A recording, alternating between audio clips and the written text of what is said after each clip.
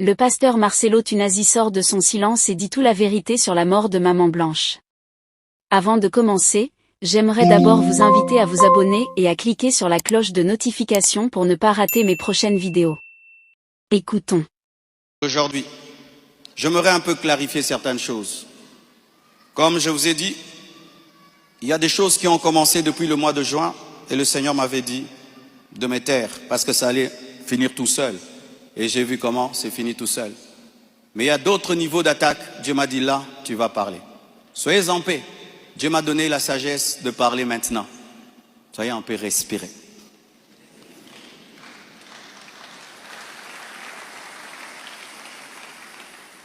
Désormais, lorsque j'aurai des choses très importantes et pertinentes, j'écrirai et puis je lirai. Amen. Comme ça, je reste vraiment dans ce que je devais dire et ce que Dieu m'a demandé de dire. Shalom, bien-aimé. Et j'aimerais que ça passe en ligne. Comme le combat est sur Internet, la réponse est sur Internet également.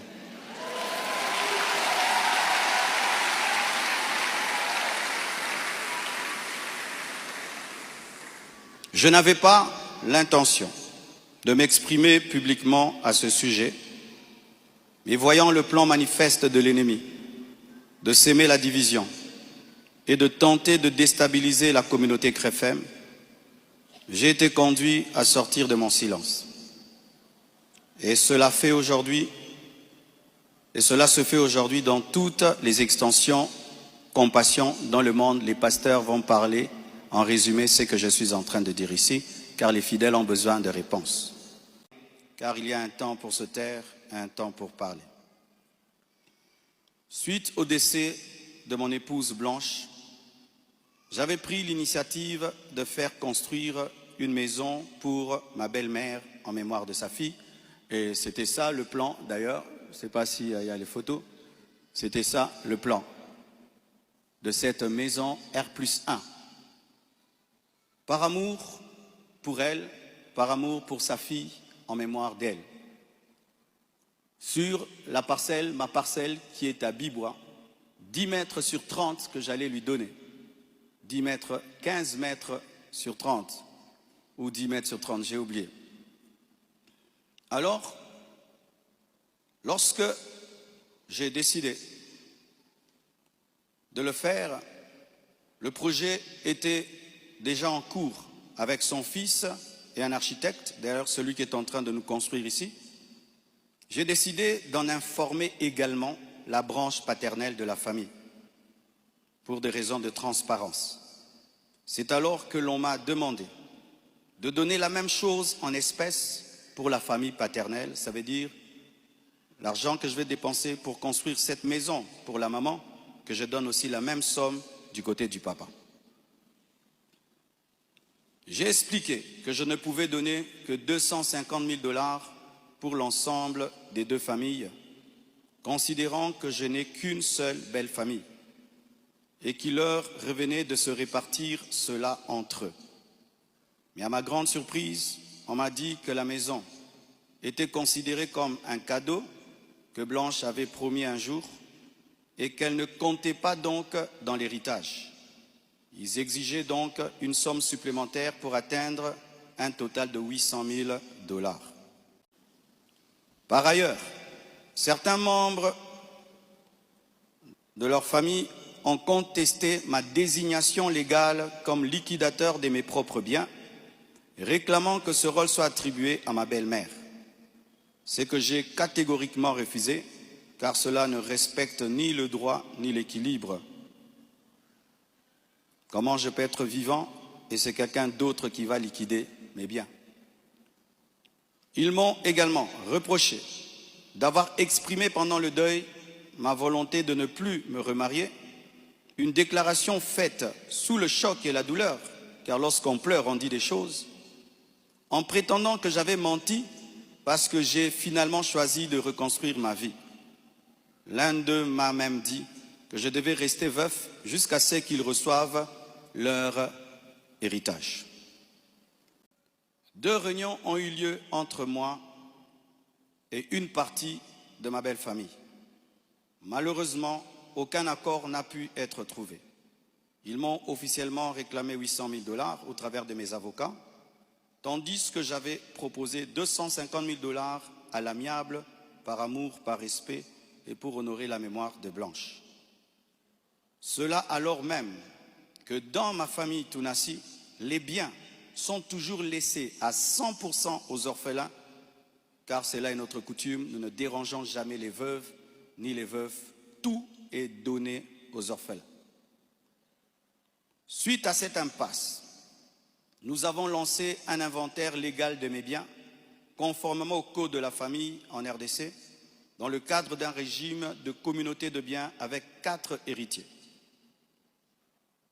À ce jour, leur part est estimée à moins de 150 000 $, car certains biens que nous avons, certains ont été mis totalement au nom des enfants, et nous, on n'est que des représentants, mais ce n'est pas à nous. Et d'autres biens ont été donnés à l'orphelinat. On a vendu notre parcelle de Limété à l'orphelinat à un prix cadeau. Donc, c'est 150 000 $, donc inférieur à ce que j'avais volontairement proposé. Les calculs d'ailleurs sont en cours jusqu'à aujourd'hui parce qu'ils considèrent que ce n'est pas le bon chiffre. Mais alors que les discussions entre avocats étaient en cours et que j'étais en voyage, certains ont choisi la voie de la diffamation publique. Leur objectif, me nuire personnellement et anéantir le ministère. Ils me l'ont dit clairement, que nous allons détruire ton ministère, nous allons détruire ta réputation, nous allons détruire l'Église. Récemment, un numéro anonyme d'Afrique du Sud m'a confirmé ce plan. La personne a affirmé détenir plusieurs enregistrements vocaux dans lesquels Blanche était en train de se confier à sa maman. Et un jour, je parlerai de tout ça, mais pas maintenant. J'en parlerai dans 1 mois, 6 mois. Un jour, je parlerai de tout ça. Ces paroles arrachées de leur contexte et de leur timing, me faisant passer pour un mauvais mari, notre couple pour un couple détruit, alors que la plupart d'entre vous ici, vous savez combien nous nous aimions, mais dans chaque couple, il y a des temps, des fois, des petites frictions, comme dans tous vos couples. Et en 18 ans, jamais nous n'avons parlé de divorce, je ne l'ai jamais frappé, je ne l'ai jamais insulté, je ne l'ai jamais tapé. Après 18 ans de mariage, je lui ai redemandé en mariage. Je suis allé prêcher dans l'église de mon fils Olivier, au Botswana. Tout ce qu'il m'a donné pour me bénir, je lui ai acheté une bague en diamant et je lui ai redemandé en mariage. Elle avait même témoigné dans une émission ici. Quand vous voyez ces dernières vidéos, cette femme était heureuse, était épanouie. Aujourd'hui, on veut changer toute cette belle histoire en un couple détruit. C'est totalement faux. Ceux qui veulent me croire, croiront. Ceux qui ne veulent pas, ne croiront pas. Mais je sais qui je suis devant Dieu et comment j'ai fait de tout mon mieux pour que cette femme ne manque de rien et de rien et de rien. Je ne sais pas si un jour Oracle pourra m'appeler et je l'enregistrerai pour un jour sortir ces enregistrements. Des fois, je me pense être dans un film. Il m'a aussi été reproché faussement qu'Esther venait déjà à Kinshasa du vivant de Blanche, ce qui est faux. Vous pouvez aller à la DGM, c'est seulement le mercredi. Elle est venue quand? Mercredi qu'elle est venue. Et d'ailleurs, quand elle est arrivée à l'aéroport, la DGM devait l'amener parce que c'était sa première fois. Je l'ai rencontrée après le départ de Blanche au travers d'un ami. Avant cela, je ne la connaissais pas. On ne se connaissait pas. Et on dit que j'allais souvent au Canada, plus de 10 fois. De toute ma vie, je suis allé au Canada que 2 fois, pendant que Blanche était vivante. Et après, j'ai voulu aller, je n'ai pas eu le visa. Ceux qui font mes démarches de visa du Canada sont là. Je ne suis même pas allé 3 fois au Canada dans ma vie. Et ce qui est pire, on dit que j'ai pris ces biens Ces sacs, c'est plutôt ces habits, j'ai mis dans des sacs poubelles pour donner à la belle famille.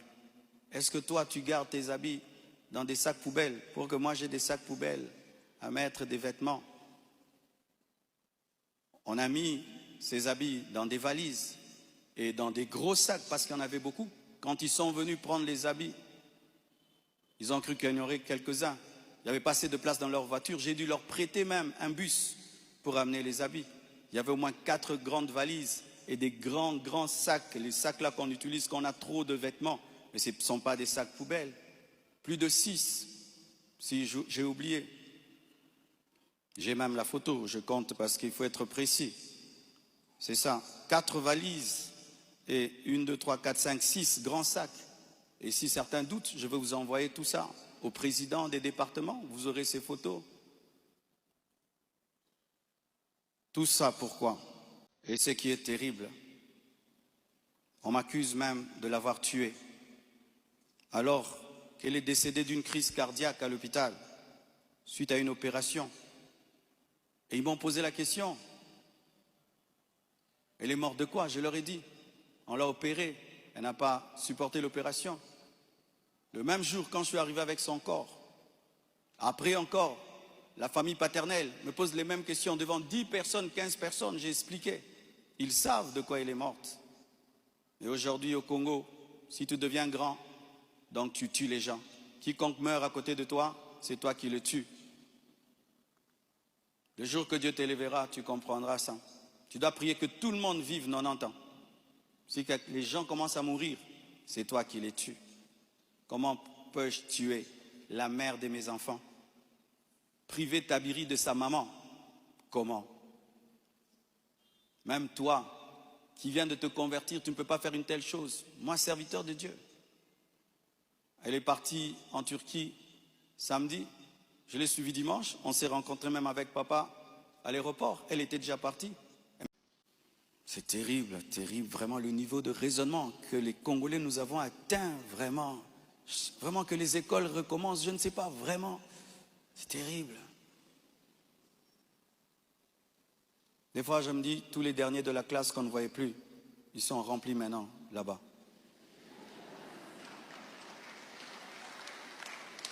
Et vous savez, le dernier de la classe, le professeur donne un cours de 2 heures du temps, et puis il a 1 sur 10. Le premier de la classe, il comprend, tu l'as 10 sur 10. Tu te dis, comment tu ne comprenais pas? C'est ça, maintenant, on a des cerveaux des derniers de la classe en RDC. Dis à ton voisin, même ce que tu es en train de comprendre, ce que le pasteur dit. Il faut vérifier, hein. Peut-être tu es un dernier de la classe à côté de toi.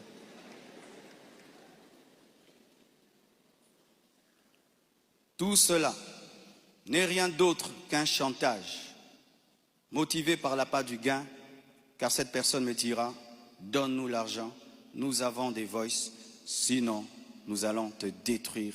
Tout ça, c'est un chantage motivé par l'appât du gain. Pourtant, malgré tout, j'étais disposé, je suis disposé à donner 250 000 $ par respect pour Blanche et pour sa famille et pour la paix. Mais je ne peux pas accepter l'injustice d'une exigence démesurée de 800 000 $. Comme je vous dis toujours, cette église n'appartient pas à mes enfants. J'ai investi 26 ans de ma vie dans cette église, mais rien n'est à mes enfants. Qu'est-ce que mes enfants auront? Les quelques biens que j'ai, c'est à eux. Ils ne viendront pas un jour vous déranger ici. Et donc je ne peux pas donner par peur ou par chantage ce qui est à eux. Ils diront, tu es quel genre de père? Et l'église, ce n'est pas nous. Et ce que tu as n'est pas à nous. Je ne le ferai pas. C'est pourquoi j'aimerais dire aux veuves et aux veufs, ne vous laissez pas dépouiller. Ne vous laissez pas dépouiller. Ne vous laissez pas dépouiller. Ce que je prêche, je le vis. Mon combat, c'est que je vis ma prédication, mon message. Mon combat, c'est le message de la sainteté qui dérange. Si vous avez aimé la vidéo, cliquez sur j'aime et partagez. Mais n'oubliez pas de vous abonner et à cliquer sur la cloche de notification pour ne pas rater mes prochaines vidéos.